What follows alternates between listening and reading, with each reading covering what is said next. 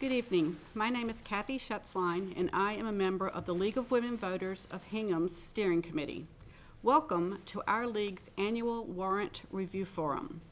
The League of Women Voters of Hingham is a nonpartisan political organization that encourages informed and active citizen participation in government.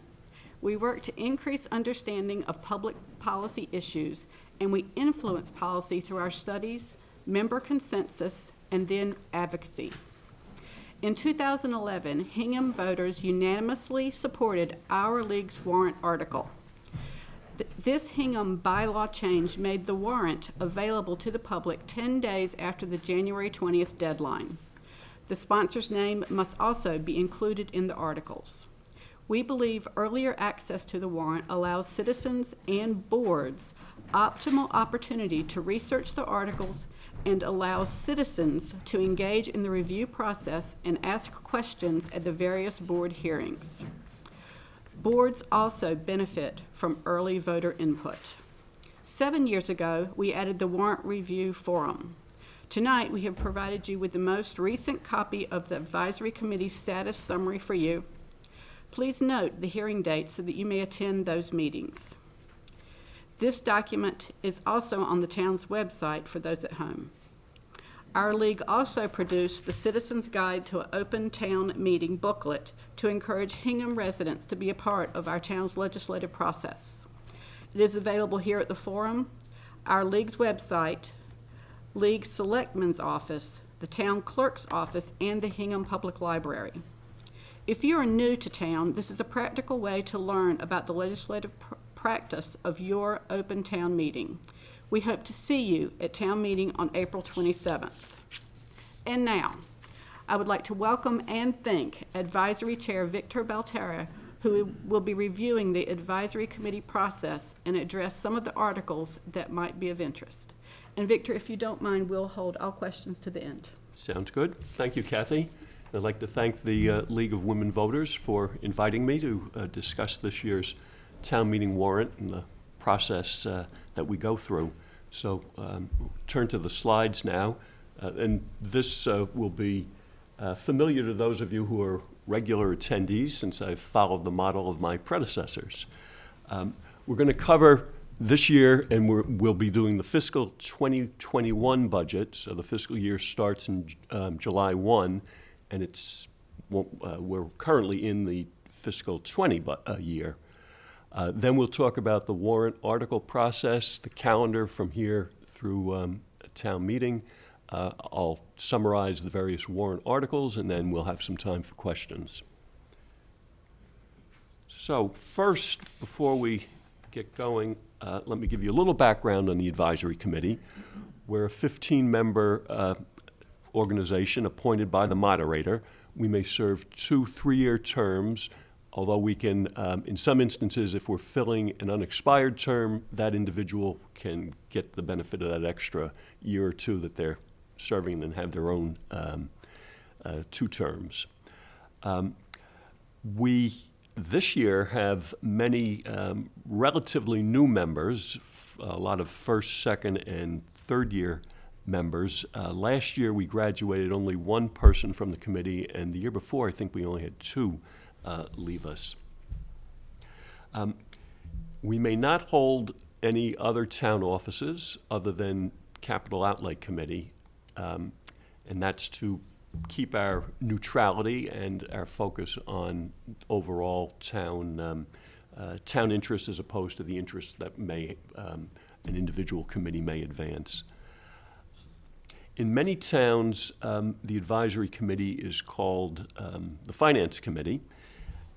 Finance committees typically only comment on money matters at their town meetings.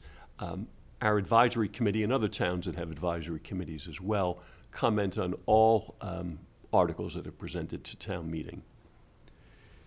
Our rules emphasize that we're to stay neutral in public until the committee has deliberated and formed a recommendation on a particular matter. Advisory Committee, and that's important, remember the Advisory Committee only makes recommendations, the decision's up to town meeting. our recommendation is typically the motion that's before town meeting, unless we've recommended no action. Then the individual or the committee that's proposing the article may have an affirmative motion. All right, so now let's turn to budgets. The advisory committee reviews town budgets, which are divided into municipal, education, capital outlay. Within the municipal budgets, there's also enterprise funds like the South Shore Country Club, for example, also the sewer department, although it's not technically an enterprise fund, it's essentially the same, operates the same way, and the water will become an enterprise fund. What that means is the organization has its own revenue, so the country club generates revenue from its various activities. That, rather than going into the town fund, goes to the country club and is used to cover their expenses. The way we go about it, our approach, we assign individual committee members as liaisons to each departmental budget. That individual meets with department heads, reviews each line item in the budget, assesses changes from prior years, tries to understand fully what challenges and opportunities the department may be confronting. The department head and the AdCom liaison will then come to the full AdCom committee and present the budget and deal with any questions or explain to the full committee. But the full committee typically doesn't go through a line-by-line review. That's been done by the liaison, the individual liaison. So actually stay back on the other. So the bottom points out that we are trying in our approach to balance what the needs of the department are and what's fair across all of the town departments. The committee, the selectmen also make recommendations on the budgets, so the committee will try to understand any differences that the selectmen may have in terms of either their recommendations on the individual department budgets or how they may differ from us. All right, so when the committee is trying to decide the budget, we again will look at the trends. How has the department been spending its money? What is it trying to do? What does it need to achieve those goals? Generally, the department budgets start out as a level service proposal, and then additional requests, new items, new initiatives, new personnel are proposed as separate items. The town administrator will make a recommendation to us on each of the individual requests, additional requests, as to whether he recommends those or not. So we have that information when we're going into our budget hearings. We consider the impact, of course, of the request on the town's overall health. That does include the bond rating. We are very fortunate to be one of few communities in the Commonwealth that have AAA bond ratings from all three rating agencies. And that allows us to borrow money at very favorable rates. With the low interest rates now anyway, that makes borrowing money even more favorable. We look at various metrics of our financial policy. So the town has a financial policy put together by the advisory committee and reviewed by the school committee and the Board of Selectmen for their input. It's updated typically every 3 years. Some of the metrics that we have in there, we have a fund balance. So when money comes back to the town for various reasons, if there's a surplus at the end of the year, for example, it goes into unassigned fund balance, and we have a policy of having at least 16 to 20% of total annual expenditures, and I'll explain that in a moment, in unassigned fund balance. We've been running above the 20% for the last few years, and for fiscal 19, which is the last actual year we have, we were at 26, I guess it's what, 0.58%. Total annual expenditures are the basic money articles that we vote on every year in town meetings. It's Articles 4, 5, and 6. 6 is the budget, the overall budget, and most of the money is there. Article 5 are, in comparison, small dollars. They're salaries for certain town officers, town clerk, selectmen take a small stipend, the assessors, municipal light board. And also their Article 4 is a reserve for wage inflation. So if contracts haven't been finalized by the end of the year, or possible increases for non-union employees. So those 3 items are total annual expenditures. Debt service also is keyed to total annual expenditures. We try to keep that between 5 and 7.5%. We often run over. We've been coming down. You see in fiscal 19, it was a little above 8%. It has been coming down. It will go back up again when we start borrowing for large projects, and that is normal, that we're sometimes up towards 10%. Capital outlay, that's the capital projects that we fund on a year-to-year basis from the tax levy. We want to keep it between 2 and 5% of the operating budget. That differs from total annual expenditures by taking out debt service, benefits, employee benefits, and the enterprise funds, the country club and the sewer. So that we've been hitting in the mid-2s for the last few years, so we're within the policy, but certainly on the lower end of the policy. So, next slide. All right, this shows that revenue growth, this is the bad news, has been slowing down. Our revenue comes from the tax levy primarily. That's constrained by Proposition 2.5, so we can increase taxes by 2.5% each year. We also have new growth. New growth includes big projects like any of those developments in the north end of town by the shipyard or Beale Street.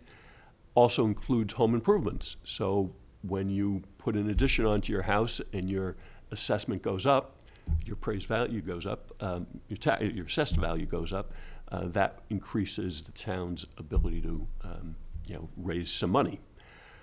Local receipts is another large component. Local receipts are things like meals taxes, automobile excise taxes, ambulance fees, interest. There's a whole list of those types of receipts. And then state aid is also a significant portion. But you'll see that over the past few years, our operating revenue has been declining, and expenses have been increasing, and in many cases they've increased above 2.5%. So that does put pressure on the budget.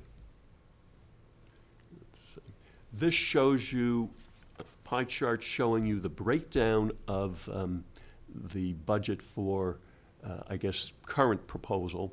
So education is approximately 49%, general government 4%. General government are things like running town hall, a conservation commission, zoning, planning, town accountant, HR, information technology, that sort of thing.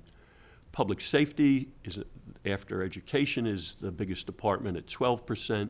Fire, police, harbor master, animal control, a few others, building commissioner. Public works at 8%. Human services, 1%. That's elder services, also Board of Health. Culture and recreation, libraries in there, the rec department, that's at 2%. Country club itself at 2%. Unclassified, 1%. That's primarily insurance, things like the town report. Also includes the keeper of the town clocks, some arcane things.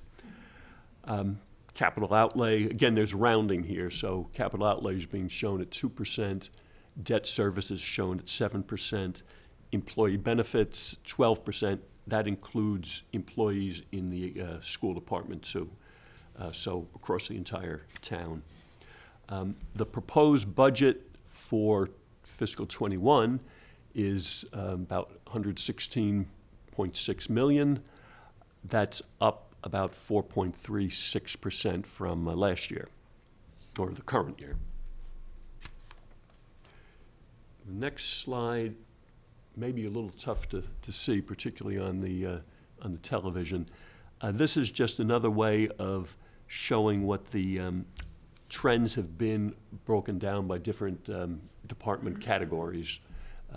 So you'll see that on the left side, that's showing between 2009 and 2019, and it shows the third column in, after the labels of the categories, shows the average change in dollars and then total change per department over that time period. Then we have it for 5 years, and then on the right side, that's for the last 3 years. So for example, in the most recent, the 3 years, you'll see that general governments actually came down a little less than 1%. Public safety has been up 3.4%, public works 2.4%, human services 5.7%, culture and rec 4.3%. Education's gone up 4.7%, and it's generally been in the 4s. Debt service actually has been down 4.4%, and that's, again, as I mentioned, a lot of our old debt has been rolling off, so it's been coming, that amount's been coming down. It'll go up once we start funding for new building projects. Employee benefits has been up 2%. The unclassified, which is a tiny amount anyway, is up 4.3%. So overall, that's been going up in the last 3 years, 3%. That's more than 2.5%. Right? Similar chart that's probably not very legible on the television. I apologize for that.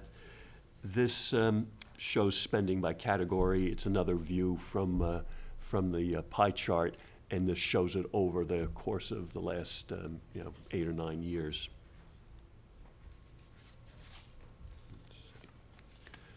So, let's see. Oh, I have another spending one. Yeah, this is capital from the tax levy. It shows how it's been generally in that $2 million range. We're proposing for fiscal '21, $2.5 million. The percentage shows the percentage of the tax levy that's devoted to capital outlay. So that's not the total operating budget, that's the levy.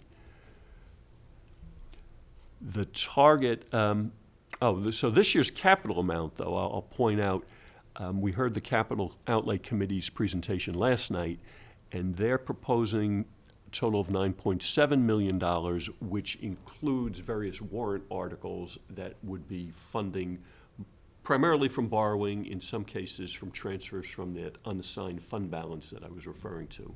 So there are a number of large projects in that $9.7 million that we'll get to later that are beyond the normal operating capital. Operating capital, things like fire trucks, police cars, radios that the police use, those things are in the annual budget. Equipment for the Department of Public Works and transfer station, that's what's in this typical, this $2.5 million that we're showing up here.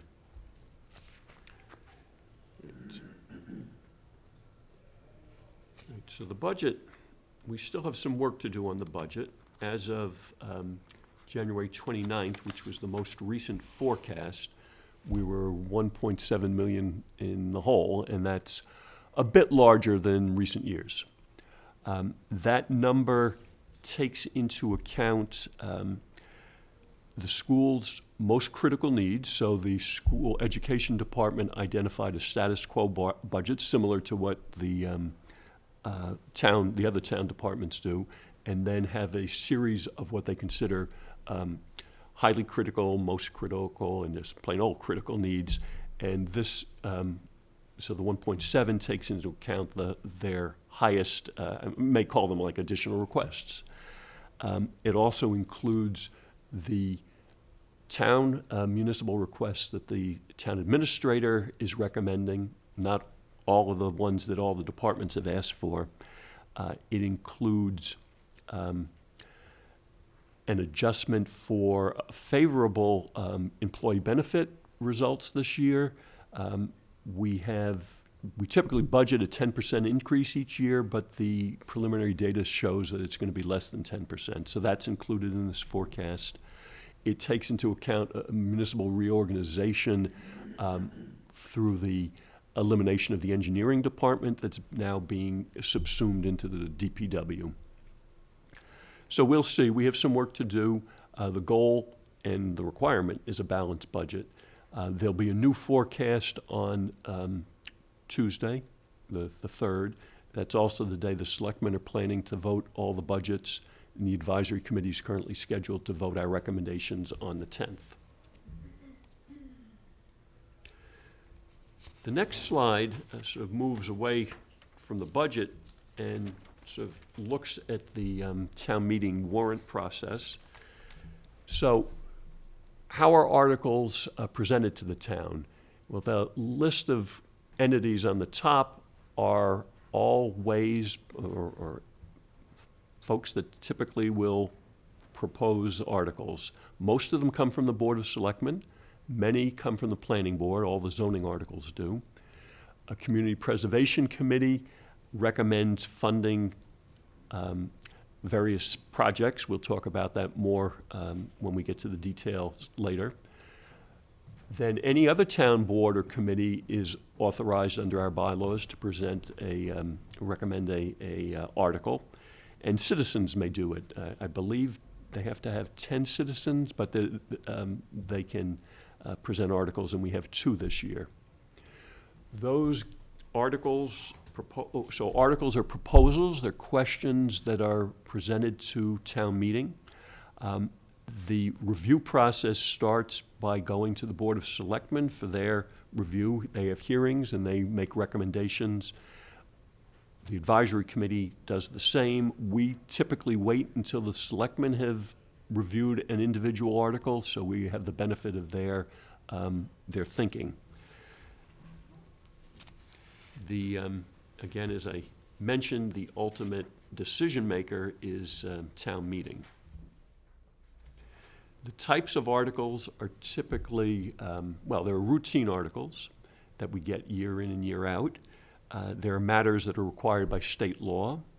There are spending articles, those items I was mentioning that were going beyond the capital, typical capital outlay. And then there can be bylaw changes. There are the Community Preservation Committee projects, and there are zoning bylaw changes, and we generally get those each year.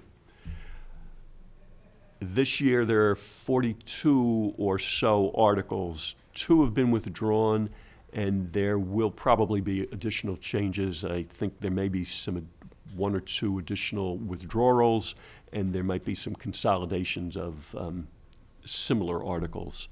Last year we had 46.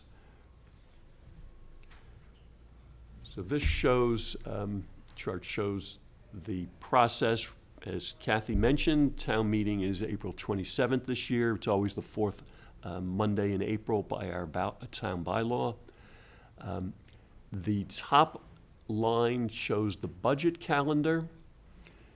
Budget assumptions are presented by the town accountant and town administrator in October. The department heads get going on their budget requests October and November. In later part of November, the town administrator presents a budget recommendation. There's a budget book, which, well, I don't have it out, but it's quite thick with all the budgets for each department and the backup material, and the town administrator has a lengthy explanation for his recommendations. AdCom holds budget hearings through December and January for the individual departments. In February, we have some carryover. We hear capital, education in February, and then typically vote in March. On the warrant side, general articles, that's the bottom line. See that starts at, we're showing October for the Community Preservation Committee, that's CPC, applications. Preliminary applications are actually due in August. So they have a two-part process, and that's new last couple of years for them. Their zoning articles have to be in early, December 1. So that's the first item there. January, usually the third week around the 20th. Other articles have to be in, although the selectmen always have the opportunity to reopen the warrant to allow further articles or if they see fit. And then during February and March, we hear and vote on our recommendations. Here's a list of what I consider perennial articles, at least most of them. The first one, Hannah Lincoln Whiting Fund. We have the town benefits from a small fund set up, I don't know, more than 100 years ago to aid the needy poor of South Hingham, and it's administered by three trustees, and each year the town votes on one of those trustees. The second item, assume liability for Department of Conservation and Recreation. The state requires that the town do that, assume liability for any work that's done by this agency on our harbors, in our parklands, beaches, and similar areas. So we have to vote on that. We thank our town committees each year, and if any are being disbanded, we officially disband them. The salaries of certain officers is the one I mentioned earlier. We vote on the salaries for the selectmen, the light plant officers, the town clerk, and several other entities or officials. Disbursement of electric light department receipts involves the allocation of a pilot payment in lieu of taxes agreement that the town has with the town light plant. The light plant budget is separate, so we do not review that, and we don't, the town, as town meeting, doesn't pass on that. But we do appropriate the money for the pilot payment. It's based on a formula that was entered into a number of years ago by the selectmen. It's typically, in recent years, it's been about $500,000. And then we vote to send the rest of the money to the light plant that they raise, to send to the light plant for their use. We have two revolving funds that we have to vote on each year.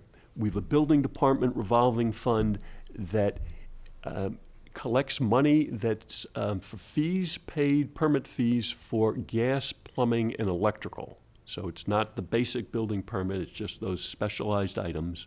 That goes into a revolving fund and can be used for expenses relating to those inspectors and any overhead that's related to, again, gas, plumbing, and electric.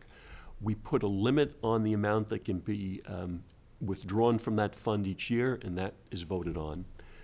Likewise, the Elder Services Department has a revolving fund for money that comes in from their activities that they charge a fee for, and we set a limit on what can be paid out from that fund each year. And the final perennial that I have listed there are acceptances of easements, authorizing for an annual period the selectmen to accept voluntary, for free, easements for utility crossings, perhaps access, sidewalk repairs. Doesn't come up too much, but if it does, this gives them the authority to act without having to wait for the next town meeting. Let's get into the meat of this year's articles. Here are those that do not require funding or don't involve funding.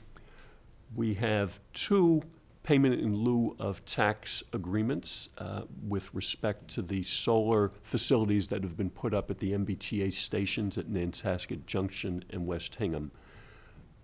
The selectmen have negotiated agreements with the developer who will be running these solar facilities over, I think it's a 20 or so year period, and it's based on a formula that seems to be generally accepted in dealing with this type of solar facility. So the town has to vote to accept those. As a result, the next item, as a result of the state's reconstruction of the roadways down by Old Derby Street, sort of at exit 15 onto the expressway or Route 3, there are a couple of orphan parcels now that are owned by the town. They're small, and the neighbors would like to acquire them. So there are 2 articles that I believe will be combined to discontinue the street roadway purposes that they're currently used for before the reconstruction of by the state, and then dispose of those parcels to the adjacent landowners. And we haven't heard this one yet. A price has been negotiated, as I understand it. We then have 2 similar articles to transfer insurance funds where state law requires that if an insurance recovery of $150,000 or more is received, that to transfer that to any particular use, town meeting has to approve it. So you may recall there was a fire at the high school last spring, and the insurance recovery is well over the $150,000. I think total it was about $680, but some of that was paid last year. There was also a flood at East School, and that damage was also above $150,000. So town meeting's being asked to authorize the transfer of those funds to the school department because they've paid for the repairs. The first of our 2 citizen petitions is with respect to the Hingham Cemetery. That's the one behind Old Ship. A neighboring landowner has offered to donate to the cemetery a small parcel of land next to the existing cemetery. State law requires town approval for an expansion of an area to be used for burial. Requires specifically Board of Health approval first and then town meeting approval. So that's what that article is about. The next one, climate action planning, was presented by the town's Energy Action Committee. This would establish a new committee to come up with a plan to reduce greenhouse gas emissions in Hingham by 80 to 100% by the year 2050. We have several bylaw amendments. There's basically a cleanup amendment for the Council on Aging bylaw. Over the years, terminology's gotten out of date. References to state activities have changed, so we're trying to clean that up, bring it up to current terminology. The harbor bylaw change involves a request to kick up the Harbor Master's Enforcement Authority, and then some other items like controlling scuba diving and things like that. The other citizens petition is a tree preservation bylaw. This would regulate tree removal during construction. It would set up a town tree preservation fund and then require mitigation by either replanting or alternatively paying into the fund. It would require certified arborists to be involved in all these projects and to be evaluating what the costs are, what the fee should be to go into the fund. So we'd be setting up a new regulatory structure in town. We do have, actually, we have 3 water company articles this year, like last year's. I don't think they'll be as controversial as last year's. One of them, only 2 of them are here because one of them is a money article. The first is to make the Citizens Advisory Board that you'll recall we set up last year to advise the water commissioners on the transition, and then also to make a determination, to advise on the transition and the ongoing activities. The existing board consists of 5 members, 3 from Hingham, 1 from Hull, 1 from Cohasset. The proposal is to increase that to 6 members, and the 6th member would be from, the 6th member would be from Hull, giving them 2 members. The second water company article is to accept a state statute that would allow unpaid water charges to be placed onto the real estate tax bill, and that would allow collection of them through the tax lien process, right? So this is an option that the state gives to communities, but the community has to vote to accept it, and that's the proposal. Moving to the community preservation projects. So the Community Preservation Committee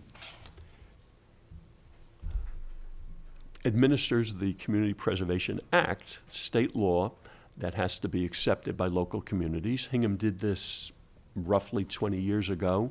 We impose on ourselves a 1.5% surcharge on our real estate tax bills. So from that money and a state match, not an equal match, but a state match of some funds, the Community Preservation Committee allocates funds to different projects. They have to fall in certain categories: affordable housing, historical preservation, open space, or recreation. And there are minimum percentages that have to be either funded or set aside for future funding each year in 3 of those categories, all of them except recreation. There's no minimum that has to go to recreation. The ones this year, see, first one is actually almost a perennial. The CPC allocates money, or proposes an allocation of money, to Hingham Affordable Housing Trust's Opportunity Fund each year. This year the amount's $272,300. That gives the Affordable Housing Trust the ability to respond to projects that come up on a short time frame, so that they don't have to wait for town meeting to ask for money. They can go out and hunt for projects. They can do diligence on whether a property that's offered to them for purchase makes sense, that sort of thing.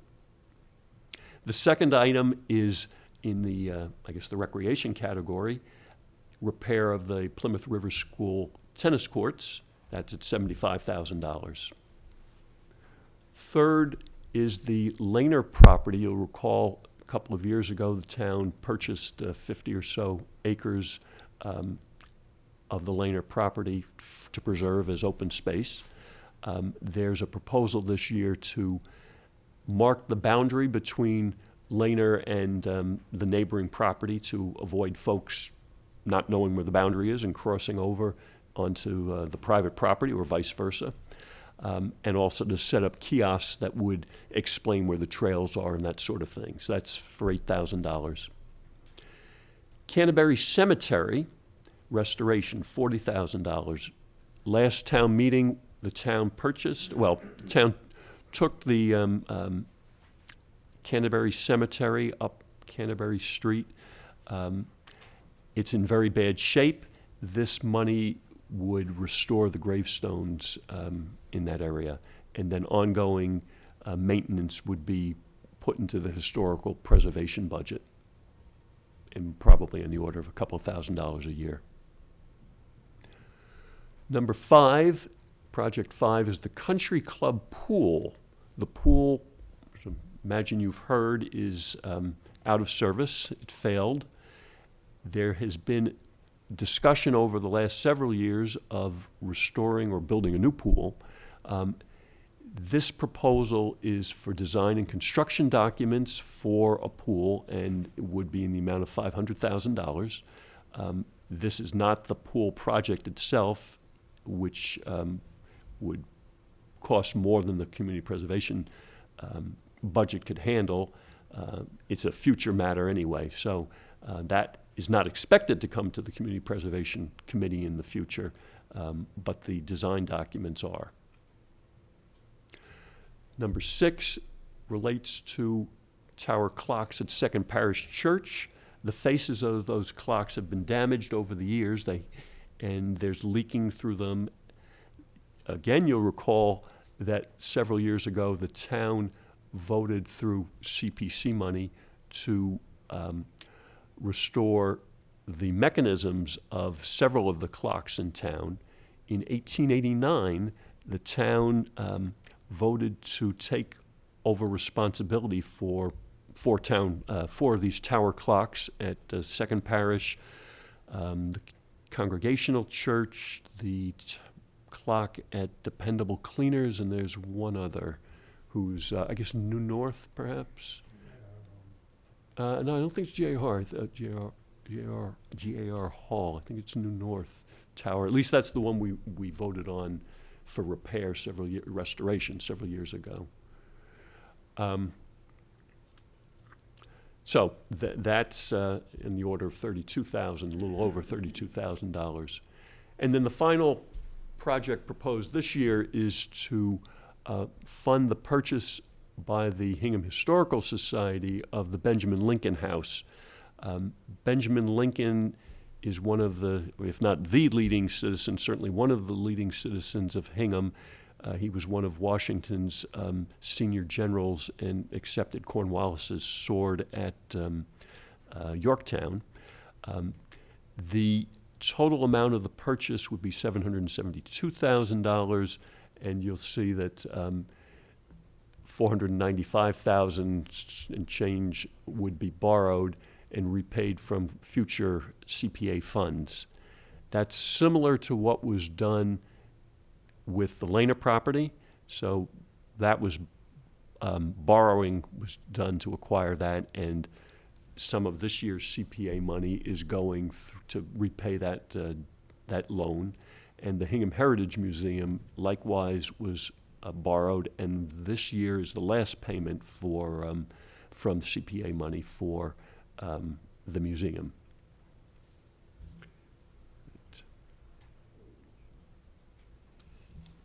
Now, again, this may be getting a little small, so I apologize, but here are articles that involve funding. Some of them are perennials. Certainly the budget is a perennial in that we see it each year, although it changes from year to year. The Personnel Board is another one we see each year. The Personnel Board makes a report to town meeting in terms of any changes in the job categories of non-union employees, also makes recommendations in terms of any increases in salaries, sort of for grades, different levels. If there's a contract year, they will report on that. So the report of the Personnel Board includes a amount for these contingencies or these increases in employee pay that's not known at the time of when the budget's being prepared. The next one is also a perennial, although again the amount can vary. In recent years, it's always been the $178,836. We transfer money from an existing stabilization fund to the budget. This year, we have no longer a perennial here. We're moving into money articles in larger sums. There's a proposal to reconstruct Town Pier at $3.9 million. That amount would be borrowed. That's part of an ongoing plan to upgrade, repair, heighten a number of the piers around the harbor. responding to sea level rise and also storm surges, as well as the wharves need work. They haven't been maintained for many years. So there was originally a thought several years ago of doing 3 piers at once, but we've decided that the town has decided to proceed in a sort of more piecemeal basis, so we're not being hit with a large amount all at once. We transfer funds to the money to the reserve fund each year. That comes from unassigned fund balance. That, I guess, is also a perennial. At the end of, before town meeting, town accountant, town administrator towed up what all the exceedances of the budget during the year, and what do we need to, fill that gaps. So we'll have a number by the time of town meeting. Usually doesn't, well, last year the advisory committee voted our recommendation the evening of town meeting. Water system, here's the other water article. Their proposal for $2.7 million for capital improvements to the water operation. That would be repaid, done by borrowing, but repaid by the ratepayers, not the taxpayers. The country club, in connection with a failure of the pool, also had its maintenance facility severely damaged. The maintenance facility is underneath the pool, so that's no longer safe or really usable. There's a proposal to build a new facility at $2.2 million. That would be done by borrowing and repaid from the club's operating revenue. Foster School, we've been very fortunate to be accepted into the feasibility phase of the state's funding round. We, several years ago, in anticipation of this, town meeting authorized $750,000 of funds to be ready for the feasibility study that the state requires. In the intervening years, so it's been several years since we authorized those funds, there have been other projects in other communities of similar nature, and the amounts have been higher. So the $350 that's being asked for this year is to give us, to cover that gap and to make sure we have enough money to do the feasibility study appropriately. That would be done by borrowing. The next one, the IT department is in very cramped space, and there's been a decision that it needs to be, town administrator believes that it needs to be upgraded. So that the cost of that would be $296,000, also borrowing. There's a proposal to do some renovations to the senior center, and we're looking for design funds. We, again, the town, would be looking for design funds for that work. The amount's not been decided yet, but it would be coming out of fund balance, so we wouldn't be borrowing for that. The town is proposing to undertake a town-wide facilities study of the all the buildings in town. This would be a space needs and usage study, so we wouldn't be doing a, is this boiler working? Does this roof need repair? It's a larger scale, higher level review. What uses are being made of town hall, of various DPW buildings, the various fire stations? What needs are there of the different departments that are using those facilities, and can they be met by moving elsewhere, consolidation, what? So this would be to hire a consultant to architect and engineer to do that evaluation. This article, I understand, has just been withdrawn this week. The school committee, the school department has had a I guess, a vocational project or curriculum in one of the buildings at Bear Cove Park area. That building has failed. There was a proposal initially to move it to Building 179 and do renovations there. Unfortunately, that building is subject to restrictions by the National Park Service, which gave the town these facilities, so it couldn't be used for that use. There is an alternative location under review. Whether that becomes an article or not, I don't know. The next one is cost of living adjustment for retirees, $93,000 or so coming out of fund balance. What that refers to is non-union employees get cost of living, who have retirees, get cost of living adjustments on a base amount. So right now, Hingham will give them the cost of living adjustment on their retirement pay up to $13,000. That's a bit behind what our peer communities are doing, so the proposal is to increase that base amount for a future cost of living adjustment to $14,000. If that's approved, we would need to fund that amount for fiscal '21 because it's not in the budget. We have a benefits category which we will vote on, but that's not in that amount. So that the $93,000 would be to cover that difference. There was also a proposal to transfer funds to the waterways account for future dredging purposes. That was withdrawn. And if you haven't heard, we did dredge the harbor this year and got a very generous state grant, which I think covered the entire amount. If not the entire amount, it was very close.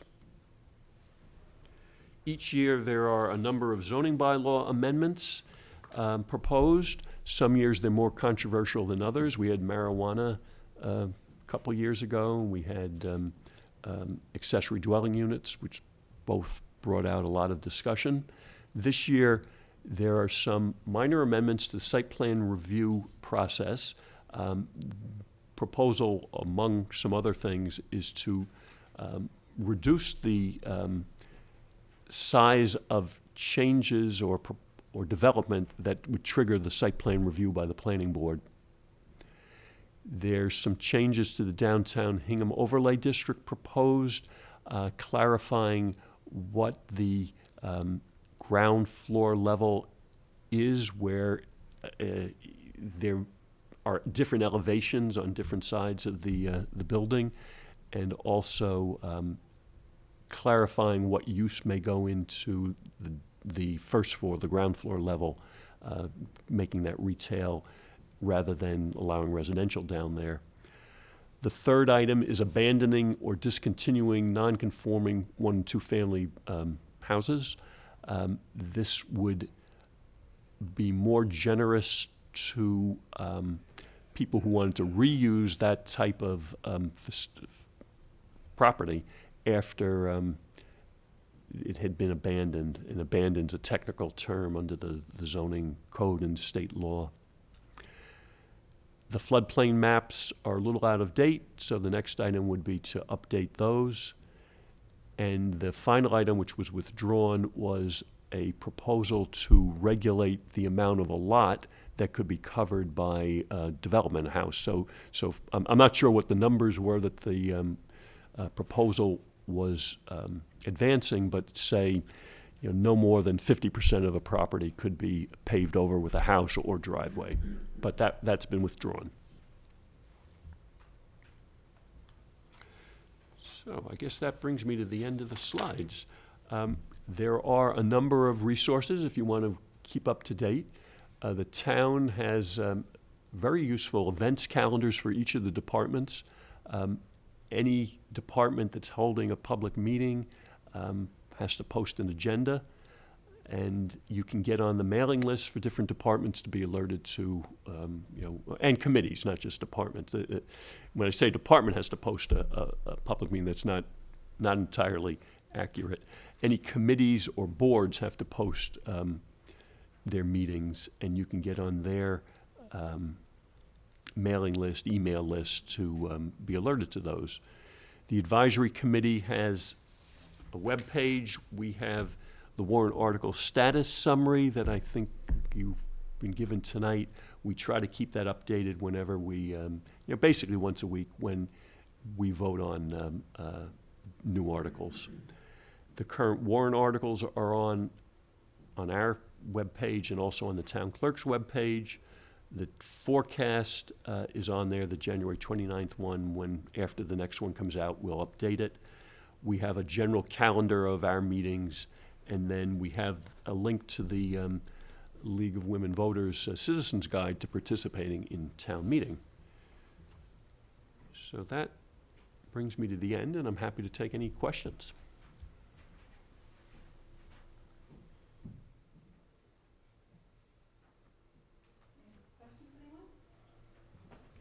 I see several advisory committee members out there. They're being nice to me. They're not asking any pointed questions.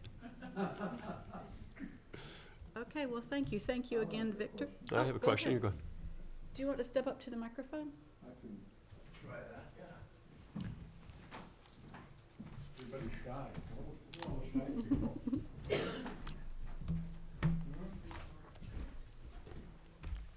Just a perennial question, I guess. About easements. Bingo. We got bingo. We moved it up on the list. I see it came from the end, but it's not final, right? Well, so the order of the articles at town meeting is not the order that we have in the warrant, what we're reviewing now. So when the articles are proposed, letters are assigned to each of them, but when they actually go into the town meeting warrant, there'll be a number, and the selectmen will choose the order. Anyway, my question is, this has been around for the past half a dozen years or so. And my question is, when I give you an easement to the town, what's my protection? That you're gonna take care of the easement that I gave to you? Well, I think that's whatever you would negotiate with the Board of Selectmen when you're giving them the easement. So if you didn't want to, if you gave them an easement and there were some conditions that you wanted, I would expect that you'd want to negotiate that with them. Well, I mean, there's conditions on easements. You're supposed to remain within the easement. I give you an easement. Mhm. Call it for drainage. Your drainage, not mine. You need to put your drainage someplace. But you come to me and you need an easement on my property in order to do that. So I grant you the easement, and you accept the easement to move your water from here to here. And once it goes beyond the easement, how do I get protected? Well, if you're saying that the easement's being violated, then I think you would need to, you probably need to sue the town if you couldn't negotiate a solution with them. Well, they sent me to the enforcement officer, the chief enforcement officer of the community, right? And he's looking into it at this point. But this has been going on for 40 years. I know a lot of these people haven't been here for 40 years. Well, I think, this forum is to talk generally about the warrant. I think about a specific. It lacks any protection is the way it's written at the warrant article of the town meeting. It just says, hi, give me an easement, and I could take it in July, August, September. Well, no, it's not that the selectmen can just take an easement. It has to be offered by the. No, I understand. This isn't just it's a standing easement for acceptance of streets and all that. Mm-hmm. I did the town a favor, I thought, 40 some odd years ago, and here I am, every year, same story, right? In order so they could accept the street. Now the street's accepted, and I can't use some of the land because they're ruining it. Well, I think, if you Again, feel you have an issue, you should Enforcement officer. take. I think that's the right approach. Right. And the selectmen, they're in charge of the streets. They're the policemen for the streets. Okay. That's my question. I mean, this is thin, if you will, the way the easement gets written in the town meeting.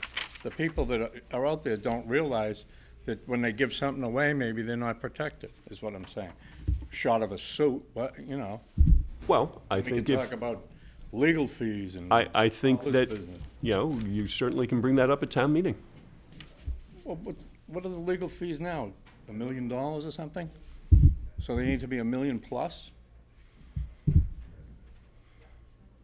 I think if there's a change to the article that you suggest at town meeting, you certainly can Well, bring that I'm up. trying to suggest it ahead of time, each and every year, but nevertheless, here I am again, All right, well, thank you.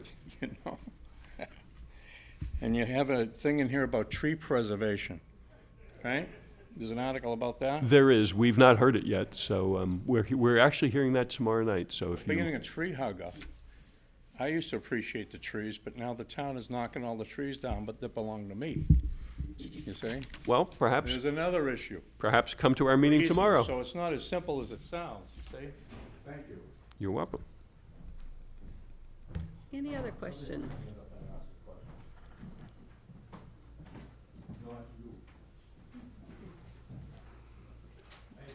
All right, well, thank you. Thank you, everybody. And we'll see you all at Hingham's Open Town Meeting Monday, April 27th at 7:30. And as a reminder, early voting is also now available. Thank you to Town Clerk Eileen McCracken. Your voice is your vote. Thank you. Thank you.